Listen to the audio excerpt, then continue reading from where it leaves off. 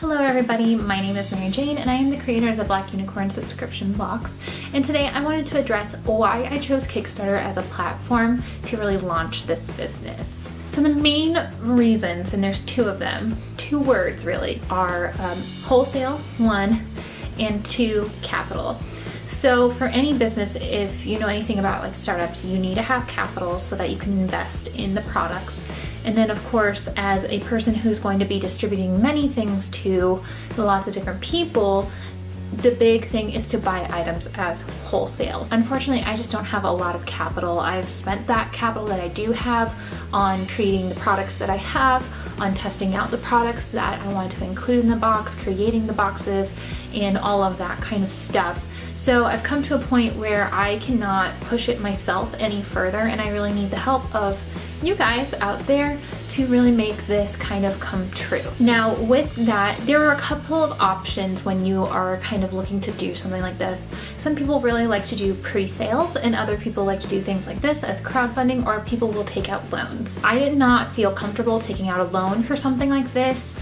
I don't want to have to repay a bank or a person for kind of helping me get this thing going, especially since it is a risk that it might not go, and I just can't take that much of a risk in terms of having to pay back the money. Pre-orders can work for some types of items. In fact, they're really good for like collections and things like that, things that are probably going to be around for a while.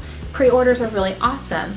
However, a subscription box is not really something that's going to be, I mean, the subscription service is going to be around for a while, but the actual like boxes are monthly. So it doesn't really make much sense to me to do pre-orders for that.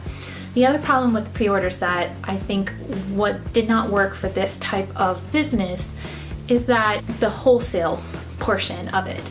So I have to be able to buy wholesale of the items that I need to create, like the candles or the necklaces. I have to buy those things wholesale to keep it at a price point that I feel comfortable charging you guys for. So to be able to charge only $29 for you guys to have these items as well, I have to buy those items at wholesale pricing. And wholesale pricing is typically the more you buy, the lower of cost per unit. So if I need to buy 100 jars for the candles, it's going to cost me less to buy all 100 at one time rather than buying like 15 at a time. So there's a difference in terms of that with pricing. And if I did pre-orders, the problem that we run into is that either I need to wait until we get 100 pre-orders, which is how I have the boxes priced out now, is if we had 100 units sold, or we're selling for sure 100 units, and I would have to wait until I had 100 pre-orders. That can take months and months and months.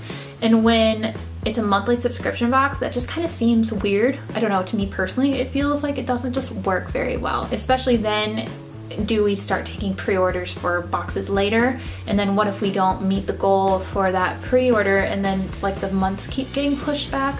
Now this box isn't really necessarily tied to months. The only one that I'm so far planning on having really tied to a month is October, because Halloween, hello, like you can't ignore it. It's a very important month. And I mean, I don't feel very comfortable doing pre-orders for something like this. With any new business, there's always a dip in your profits at a certain point. So for example, if I took pre-orders for the first box, I would have to rely on the small amount of profit that I would get, which, trust me, is not very big, especially for this first box, because stuff and some changes that I made.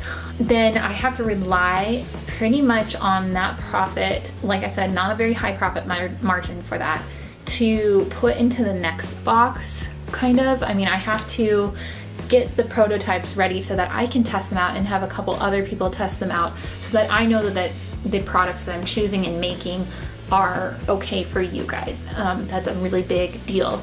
So it just leaves a lot of room for this to fail if I have to rely solely on that. And I don't like putting extra risk where I don't have to, especially when it comes to appeasing other people and providing a service to other people. I want to make sure that you guys get that. If I'm going to promise something, I want to deliver it. If my name is on something, I'm going to go for it. You know, I'm not going to like just be like, oh, it's fine as it is, whatever, we'll just go with it. I mean, I'm not saying I'm not flexible like that, but when it comes to something like this where I'm taking money, you know, I just don't, no. I don't want to risk it. I don't want to like make you guys feel like, oh, she got the first box out, but now she's like really struggling. Because I have a really strong feeling that that's what would happen if I did like the pre-orders instead. So another huge thing that I had to consider when choosing how to fund and get this kind of business off the ground. So that kind of left me with my last option, which is crowdfunding. Now there are other types of crowdfunding sources. There's GoFundMe's, there's Indiegogo, there's all sorts of different crowdfundings. I have personally pledged to, I want to say it's like around 20 different projects on Kickstarter. So I am very familiar with how it works and what kind of things people do, so that kind of helped me gravitate more towards that platform. The other thing I really actually enjoy also about Kickstarter is that it's an all or nothing. I think it's very frustrating to pledge your money to something and then they not meet their goal and then they can't really fulfill their promises to you. The thing with Kickstarter is that if this person that's creating it is ahead and on top of their game and whatever, and they raise a certain amount to get whatever needs to be done, then it's pretty much guaranteed for them to actually get those rewards out to you.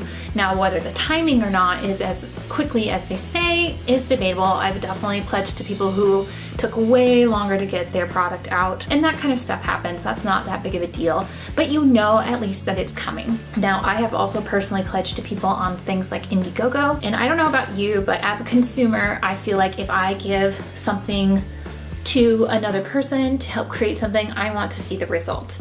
Whether or not they're like sent to me or not is different, you know, and that just depends. There's nothing wrong with just supporting to support, obviously, but you want to at least see like what has happened.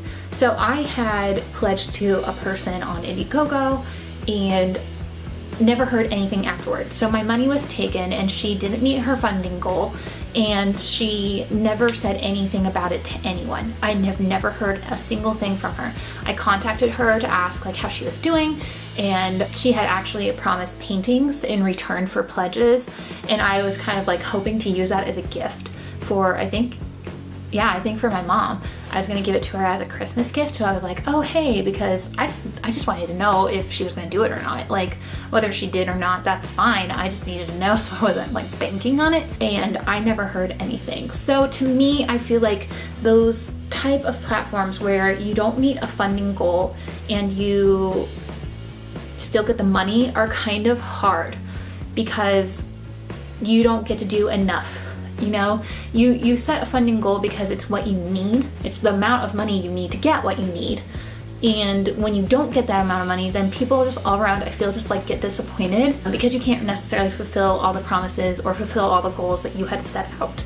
So that is another huge reason why I chose Kickstarter, because I would rather it not get funded and not have anybody upset than I get some money and then people are like, well, hey, why isn't this going as well as you need it to? I'm like, well, because I really didn't get enough money to actually do anything with, you know. So that was another huge reason why I chose Kickstarter. So the other part of this I'm sure people are asking or wondering about is, why did I choose like such a large amount of money? I mean it's not really that large in like relative to a lot of things. I broke it down like a tiny bit in the story, but I didn't like necessarily like speak to it just because I thought, I don't know how interested people are, but just in case you are interested, $10,000 gives us enough money to not only create 100 of the prototype boxes that you have been seeing, but also 100 boxes of what I'm hoping to have priced out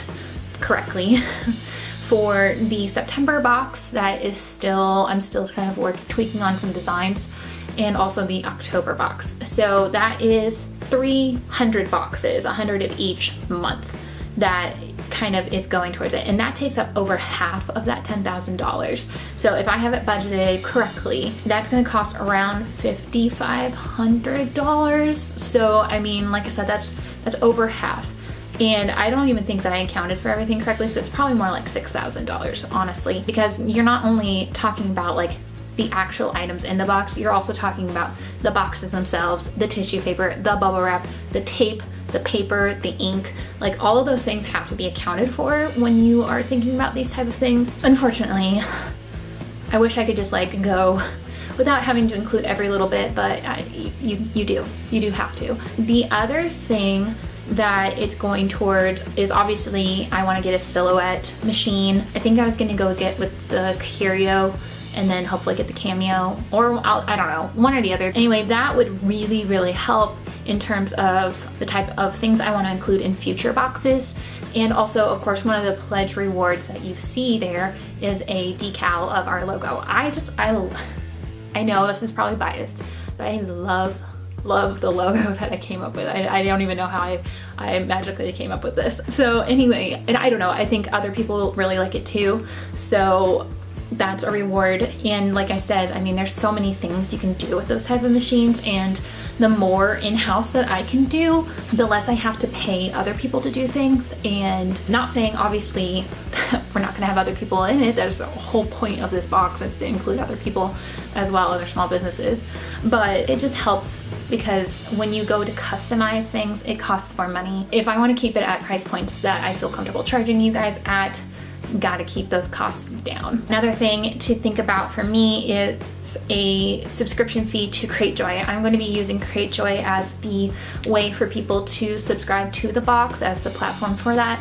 And the main reason for that is that it's a well-used, well-known type of site. There's a lot of successful boxes through there. I've subscribed to a lot of boxes through there, and so has my family. So once again, it's another kind of thing, kind of like how I've used Kickstarter a lot. I've also used Cratejoy quite a bit. So I feel comfortable using that as a platform. I don't want to ever put you guys in a situation where I haven't tested the waters first. That's kind of another reason. And they, you know, unfortunately, to use the service, you have to pay the money. And not that that's really unfortunate. I mean, they have to run a business too, and it costs money to make money. So that's another thing I have to consider. Another thing to consider is with that silhouette machine, I forgot, there's a subscription to use the designs and everything in there. So if I need to or want to use things that are in their library and whatever, I have to pay for that kind of stuff. Another thing that I have to think about is shipping.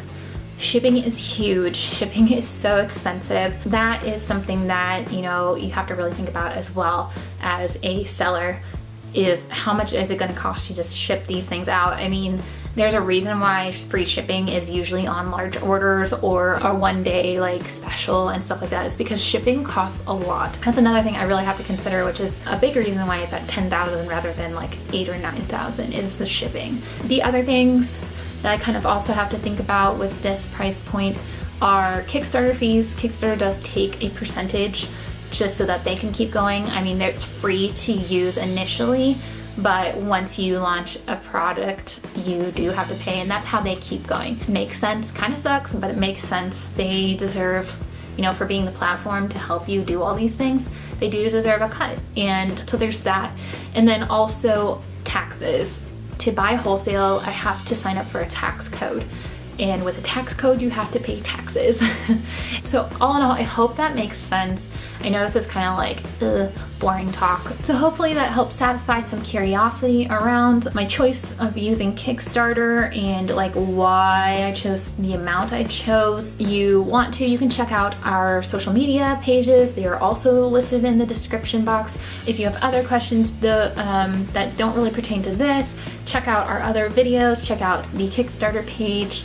They might have the answers for you. Otherwise, if they don't, do go on ahead and contact me. I'd be happy to answer any questions. And thank you so much for watching, and I'll see you guys next time. Bye.